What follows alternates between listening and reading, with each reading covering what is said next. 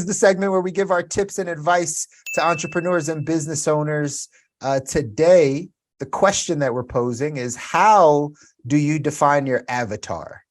How do you define your avatar? So for those of you that are listening, I'll give a little context. An avatar in the marketing world is your ideal consumer, right? The embodiment of your consumer, so to speak. So can you put all of the age, region, marital status, financial status, can you put all of the criteria of your ideal client, your ideal customer, can you put them into an avatar, into some form of this is who I'm looking for? Businesses struggle with this. People that start businesses struggle with this. So let's talk about it for a little bit. How do you define your avatar? How would you go about that? Could be defining your avatar. Actually, what I've created is a sheet of how I went through it, and has a number of questions on it. That, you take your time, you really answer those questions, and you're eventually going to come up with the avatar. So for example, what is the biggest result that I can help a business or an individual achieve? Right. We talked about working from a place of your transformation last time. And this time, this is where it shows up. Well, if you've had a transformation, whether it's in your finance, whether it's in your health, you most likely can help somebody else do it. Or maybe you have some expertise with it in terms of some further education or some further experience, right? But we know experience usually trumps all. Or something like, describe the favorite client your favorite client that you've ever worked with. Like, what were the characteristics of that individual, as Chris was saying? And then maybe, what is the biggest problem your most ideal person is dealing with? So you can come at it from multiple perspectives. Maybe you have the problem figured out. Maybe you have the type of people it's going to help figure it out. Maybe you know what frustrates your favorite client that you've ever worked with. What really taps into their innate feelings, what excites them, what causes them shame, what causes them issues of that nature. So when you go through this sheet, you answer these questions. I think there's about maybe 20 or so, or less, maybe 15 to 20.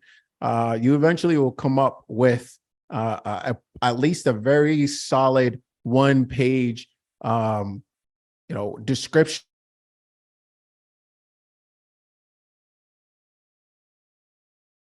Copy of that, go ahead and message us in the group, and we'll go ahead and we'll send that your way. Yeah, I was gonna say, maybe we just drop that in the group, in the Facebook group, right? And yeah, but I hate dropping things on people they're not expecting. So let us know if you want it. If you want it, if you want it, just say yes. Give me the avatar sheet, and we'll drop it. You gotta ask. Though closed mouths don't get fed, right? You gotta not on the boulevard. That's not on the. That was wild. That was a wild statement. But yes, make sure you ask for it. We'll get it to you. It's going to be in the group. That's where you got to get it. So if you're not in the group, make sure you dive in there. My 2 cents on the avatar. I think that sheet is going to help a ton of people. I wish I would have had that sheet as I was developing the business and kind of putting things in place for the avatar. I'll speak from the I on this one because I've gone through the process of identifying who is our avatar. And for us, maybe there's some other business owners that feel this way. We have a lot of avatars, right? We have a lot of ideal people that we could help. There's probably 2 or 3 main ones, but in general, the segmentation and being able to know that you talking to, depending on what your product is, depending on what your service is, a 25-year-old male that's single that lives in Topeka, Kansas, is going to be a different communication style, different marketing than a 44-year-old married woman that lives in LA. Right. And so understanding that, yes, your product or service may be able to serve both of those people. Maybe you don't know who specifically you'd like to serve. So in that instance, you have to start thinking about, well, how do I communicate to them? What are their pain points?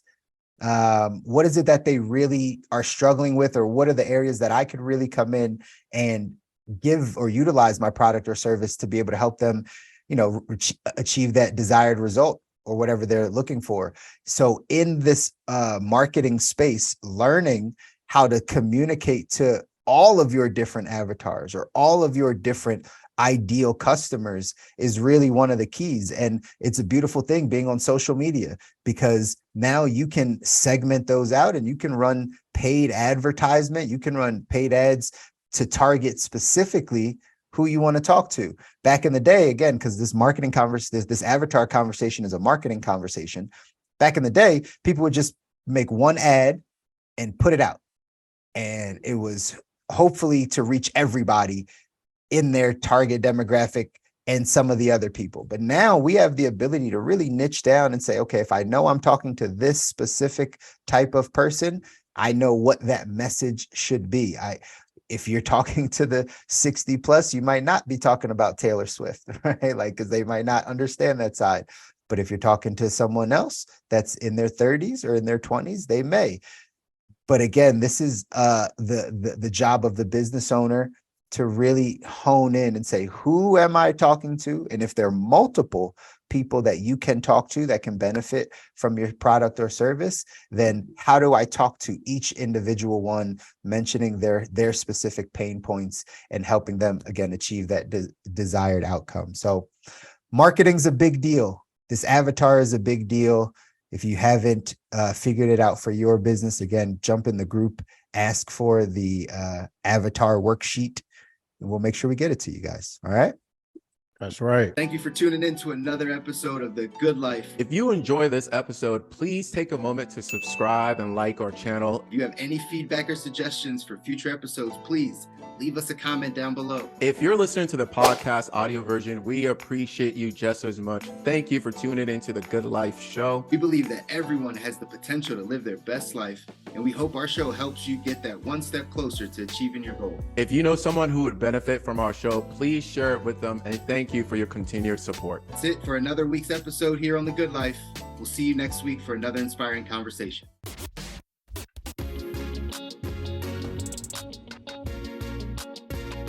Welcome to The Good Life.